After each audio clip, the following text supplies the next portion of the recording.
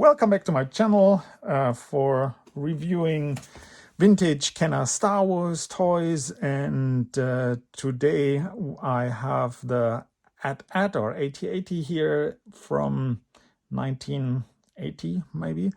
And as I mentioned before, I had the small vehicles as a kid, like the mini rigs and some vehicles that were, just because of their original size, smaller and easier to handle. I think they were really nice for kids to play with.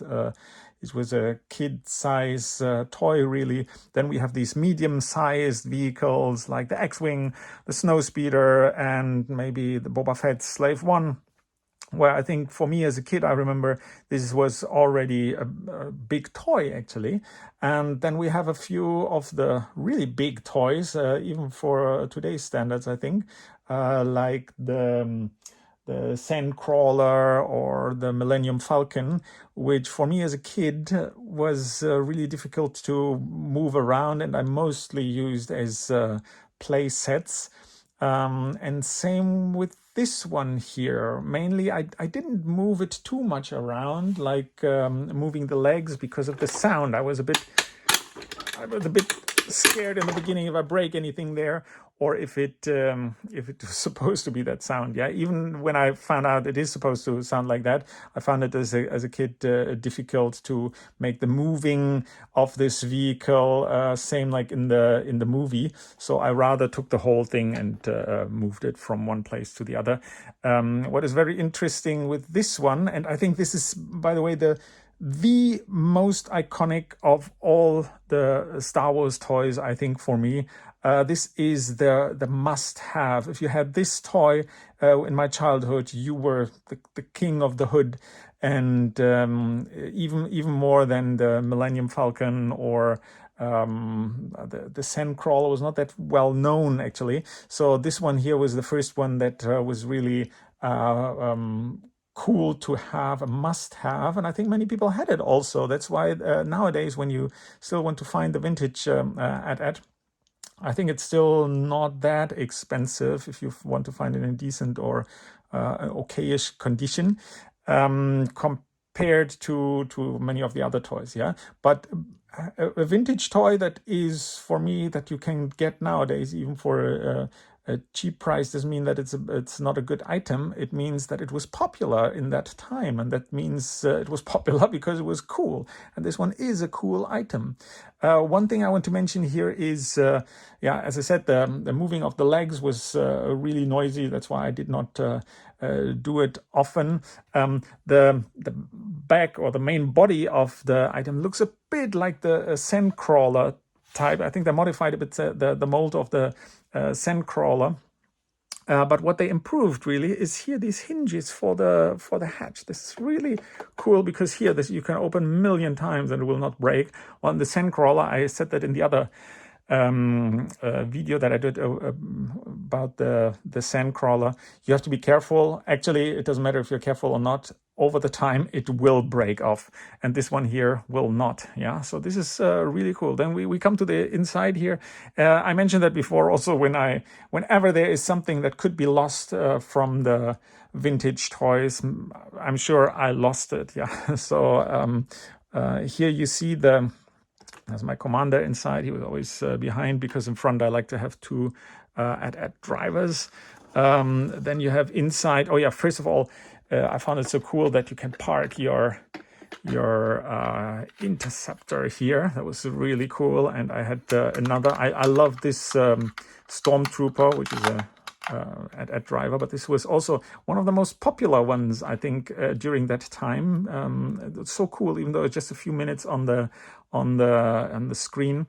I found it so cool to have the AT-AT, to have this one with it, so you can you really have their vehicles and can have them started here from the main body of the AT-AT. So this is really a cool thing and fits so nicely.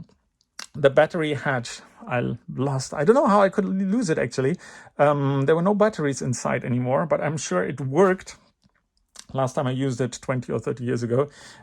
So this is, here you have a handle. I'm not sure if you can see it. Here you have a handle inside. You can use it to move the head. It's really cool. I remember I was so looking forward to when it was dark and I go to bed, and I wanted to still play with it, because when you press the button, these chin guns, I think they're called, they are moving, and you see the light of it. Really was great, and gave me a good feeling to go to bed with this toy next to my bed. Yeah. So then we have the head here.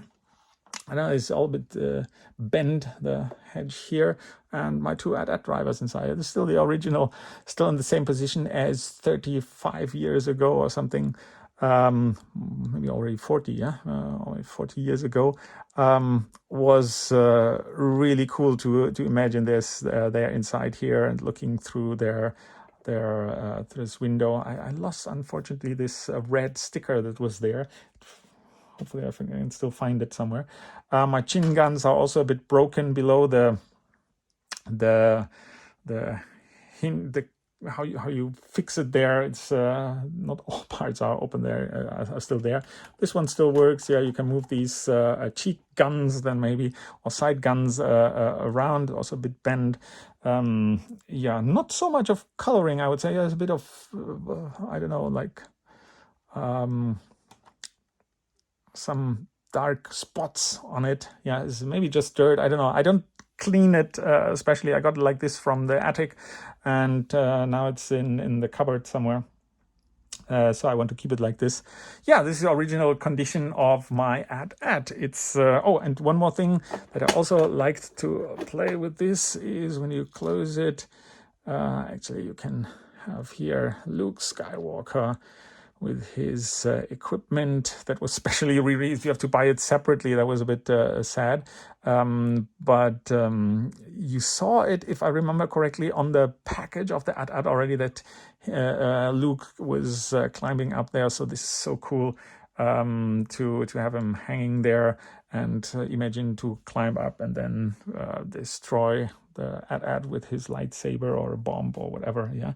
So yeah, great. This is the AT-AT. As I said, one of the, maybe the most loved of my Kenner Star Wars toys as a kid. Just for you to imagine what was my size at that time. I could sit on it, and it could hold me. Yeah, I could almost reach the floor with my legs. I was a bit small as a kid, but I could lift my legs up, and it would still hold me. Yeah, so it was really great to to play with this toy, and it's really a durable plastic. Yeah, it's a good quality, I would say, and I really treated it more as a pet than as a toy. It was really good memories I have with it, and you can play a lot with it. You can play inside, you can play here in the cockpit, or you can play to attack it.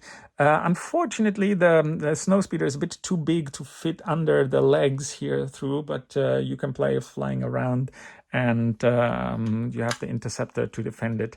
Yeah, so this is, as I said, maybe for me the most iconic, the bestest of all the toys that I had, because I played a lot with it, more as a play set, honestly, than moving back forward with it. And oh, maybe one thing I also want to show. This is my original photo from 1983, where I played the attack on Hoth. Very stylish, typical 80s with a photograph, and really, you can see I used it. The compartment there with the interceptor mini rig. Yeah, very happy, very proud of having this, even though it's not the best condition, but I really like it, and I think it's maybe for me the most, or the best toy I had. If I think back on Star Wars toy, maybe this is the first that comes to my mind. Yeah. So what is your comment about this? Please let me know.